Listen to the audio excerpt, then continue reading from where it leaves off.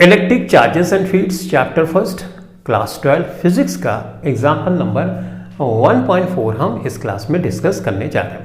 Example number 1.4 says Coulomb's law for electrostatic force between 2 point charges and Newton's law for gravitational force between 2 stationary point masses both have inverse square dependence on the distance between the charges and masses। तो Coulomb's law के द्वारा जो हम force निकालते हैं उस force को बोलते हैं इलेक्ट्रोस्टैटिक फोर्स। इसको हम Fe से डिनोट कर सकते हैं। फोर्स निकालने का फार्मूला कूलम्स लॉ से होगा 1/4 pi epsilon naught Q1 Q2 upon R square. Q और Q2 दो चार्जेस हैं, R उनके बीच की डिस्टेंस। न्यूटन्स लॉ के द्वारा जो ग्रेविटेशनल फोर्स निकालते हैं उसको Fg से डिनोट कर सकते हैं। G यहां पे ग्रेविटेशनल कांस्टेंट या यूनिवर्सल कांस्टेंट होता है। M1 एक मास, M2 एक दूसरा मास, और इनके बीच की जो डिस्टेंस है उसको R से हम डिनोट करते हैं। इलेक्ट्रोस्टैटिक फोर्स तब हम लगाते हैं जब दो पॉइंट चार्जेस होते हैं। ग्रेविटेशनल फोर्स हम तब लगाते हैं जब दो पॉइंट मासेस होते हैं। जो इलेक्ट्रोस्टैटिक फोर्स है ये दूरी बढ़ाने पे, दो चार्जेस के बीच की डिस्टेंस बढ़ाने पे तेजी के साथ घटती है। कैसे? स्क्वायर्ड के फॉर्म में। ये फोर्स डिस्टेंस के inversely proportional, square inverse square dependence, और ये भी डिस्टेंस बढ़ाने में बड़ी तेजी से साथ ये फोर्स कम होती जाती है। जो इलेक्ट्रोस्टैटिक फोर्स होती है ये फोर्स अट्रैक्टिव भी हो सकती है और रिपल्सिव भी हो सकती है। दो अपोजिट चार्जेस होंगे तो अट्रैक्शन होगा, और दो अगर लाइक चार्जेस हो, सेम चार्जेस होंगे तो रिपल्शन होगा। जैसे पॉजिटिव नेगेटिव होगा तो अट्रैक्शन होगा, और नेगेटिव नेगेटिव पॉजिटिव पॉजिटिव होगा तो रिपल्शन होगा। अट्रैक्टिव फोर्स दिखाने के लिए यहां पे सामने हम माइनस लगा देते हैं, और रिपल्सिव फोर्स के लिए पॉजिटिव होता ही होता है। यहां पे अट्रैक्टिव फोर्स, ये जो फोर्स होती है ग्रेविटेशनल फोर्स, हमेशा अट्रैक्टिव, रिपल्सिव कभी नहीं होती, तो यहां पे हम माइनस साइन भी दिखा सकते हैं। अब आगे बढ़ते हैं। Compare the strength of these forces by determining the ratio of their magnitudes। हमको इन दोनों फोर्स का कंपैरिजन करना है इनके मैग्नीट्यूड को निकालने के बाद। इसमें फर्स्ट पार्ट है for an electron and proton. सबसे पहले हमको एक इलेक्ट्रॉन लेना है, एक प्रोटॉन लेना है, उसके जरिए से ये फोर्स निकालना है यानी इलेक्ट्रोस्टैटिक। उसके बाद इलेक्ट्रॉन का मास लेना है, प्रोटॉन का मास लेना है, और ये फोर्स निकालना है। जो मैग्नीट्यूड आता है उसको कंपेयर करना है और बताना है, कंपैरिजन करना है कि ये फोर्स इस फोर्स के कितने स्ट्रॉन्गर है, यानी कौन से फोर्स किस फोर्स के कितने स्ट्रॉन्गर है। इसका दूसरा पार्ट है कि हमको प्रोटॉन का चार्ज लेना है, प्रोटॉन का मास लेना, और उसके बाद हमको कंपैरिजन करना है। तो पहले ए वाले पार्ट का फर्स्ट और सेकंड वाला हिस्सा है, इसको हम सॉल्व कर लेते हैं। 1/4 पाई एप्सिलॉन नॉट को सॉल्व करने के बाद वैल्यू आती है 9 × 10⁹ अप्रॉक्सीमेट। अगर मैं इलेक्ट्रॉन का चार्ज यहां पे ले रहा हूं तो E लिख सकता हूं, प्रोटॉन का P लिख सकता हूं। इलेक्ट्रॉन और प्रोटॉन पे जो चार्जेस होते हैं उनका मैग्नीट्यूड सेम होता है, नेचर अलग होता है। प्रोटॉन पॉजिटिव होता है, वो नेगेटिव, लेकिन मैग्नीट्यूड सेम होता है। तो इसका मतलब यह है कि 1.6 × 10⁻⁻19 में लिखूंगा इलेक्ट्रॉन के भी लिए भी, और प्रोटॉन के लिए भी यही चार्ज में लिखने वाला हूं, 10⁻⁻19 कूलम। ठीक, दोनों जो पॉइंट चार्जेस हैं उनके बीच की डिस्टेंस को R² ही हम लिख रहे हैं। इसी तरह से यहां पे देखते हैं G ग्रेविटेशनल कांस्टेंट है, जिसकी वैल्यू 6.67 10⁻⁻11। ये सब चीजें तुमको याद करने की जरूरत नहीं है, ऑलरेडी दी गई होती है। मास, अब एक इलेक्ट्रॉन का मास और प्रोटॉन का मास हमको रखना है ग्रेविटेशनल फोर्स निकालने के लिए।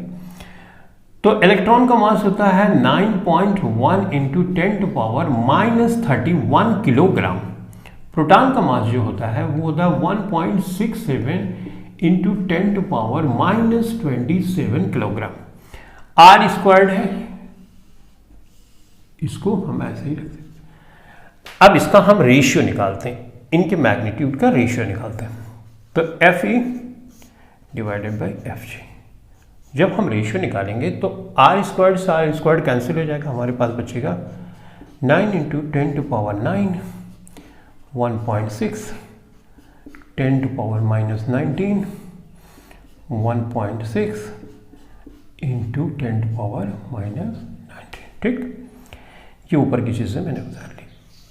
इसको डिवाइड करेंगे हम 6.67 10⁻11 9.1 10⁻31 1.67 इंटू 10⁻27। ठीक है, अब इसको हमें सॉल्व करना। इसको तुम सॉल्व करोगे तो वैल्यू आएगी 2.4 इंटू 10⁻39। ठीक, इसको सॉल्व करने के बाद इलेक्ट्रोस्टैटिक फोर्स और ग्रेविटेशनल फोर्स। अब इसका जरा कंपैरिजन हम करते हैं। यहाँ पे 1 कर सकते हैं, सब कुछ कैंसिल करने के बाद नीचे 1 बचेगा। यानी ग्रेविटेशनल फोर्स अगर 1 है तो इलेक्ट्रोस्टैटिक फोर्स 39 ऑर्डर की है। यानी कि ग्रेविटेशनल फोर्स के कंपैरिजन में इलेक्ट्रोस्टैटिक फोर्स बहुत ही ज़्यादा स्ट्रांग होती है। देखो यहाँ पे 1 है तो ये 10⁻39 ऑर्डर की है, राइट। तो यहां से हमको ये पता चला इलेक्ट्रोस्टैटिक फोर्स ग्रेविटेशनल फोर्स से बहुत ही ज़्यादा स्ट्रांग फोर्स होती है। ये हमने जो कंपैरिजन किया ये इलेक्ट्रॉन प्रोटॉन के चार्जेस और इलेक्ट्रॉन प्रोटॉन के मासेस को लेकर किया। ठीक, अब आते हैं दूसरे पार्ट पे। अब 2 प्रोटॉन लेना है तो यहां पे प्रोटॉन लेंगे तो चार्ज पे तो कोई फर्क नहीं पड़ेगा, ये चीज तो सेम ही रहेगी। अच्छा, यहां मास प्रोटॉन का ही लेना है क्योंकि 2 प्रोटॉन्स के बीच में, तो मास यहां पे हमको चेंज करना पड़ेगा। ये हम लिखेंगे 1.67 इंटू 10⁻⁻27। इसी तरह से यहां पे भी बदल देंगे। ठीक, ये मास को तो 1.67 इंटू 10⁻⁻27। ठीक है बच्चों, अब इस चीज़ को जब तुम सॉल्व करो तो ये आंसर आएगा लगभग 1.3 इंटू 10⁻36 के आसपास। ठीक, अब यहां पे तुम देख रहे होगे अगर तुम कंपैरिजन करो तो ग्रेविटेशनल फोर्स 1 है तो ये 36 ऑर्डर की अभी भी बहुत स्ट्रॉन्ग है। लेकिन जब इलेक्ट्रॉन और प्रोटॉन के बीच में कंपैरिजन था तो ये 39 ऑर्डर की थी। तो पहले की तुलना में ये कम तो हुई है इलेक्ट्रोस्टैटिक फोर्स, तो ये कम हुई है लेकिन उतनी भी कम नहीं हुई है। अब ये कम क्यों हुई है? वो इसलिए कम हो रही है क्योंकि जो प्रोटॉन का मास होता है वो इलेक्ट्रॉन के मास से 1837 टाइम्स लगभग बड़ा होता है। तो प्रोटॉन का मास बड़ा होने से ये जो Fg की वैल्यू बड़ी हो गई, Fg की वैल्यू बड़ी हो गई तो ये ऑर्डर कम हो गया, लेकिन फिर भी अभी भी बहुत ही स्ट्रॉन्ग फोर्स है। तो फाइनली कंक्लूजन ये लिखना कि जो इलेक्ट्रोस्टैटिक फोर्स है वो ग्रेविटेशनल फोर्स से बहुत ही ज्यादा स्ट्रॉन्ग फोर्स होती है। करेक्ट? तो ये तो हमने सेकंड पार्ट सॉल्व किया। अब यहां पे हम थर्ड बी का estimate the acceleration of electron and proton. अब हमें एक्सेलरेशन निकालना है इलेक्ट्रॉन और प्रोटॉन का। ठीक, तो एक्सेलरेशन में हमको फोर्स की जरूरत पड़ती है क्योंकि जो एक्सेलरेशन का फार्मूला होता है वो होता है F is equal to ma। तो A बराबर क्या हो गया? F upon m, right. तो हमको फोर्स चाहिए। अब ये फोर्स हमको जो यहां इंफॉर्मेशन दी गई है डिस्टेंस की उसकी हेल्प से निकालनी है। तो इसको यहां पे मैं मिटा देता हूं।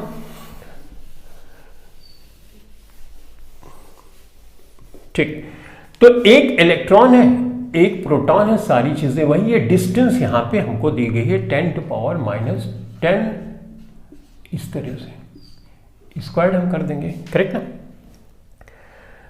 तो चलो फटाफट से हम निकाल देते हैं। देखो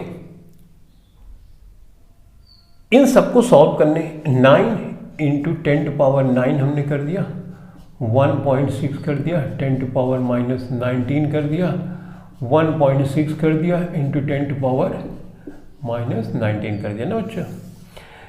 पावर के ऊपर पावर होती है तो हम उसको मल्टीप्लाई कर देते हैं, तो ये हो जाएगा 20।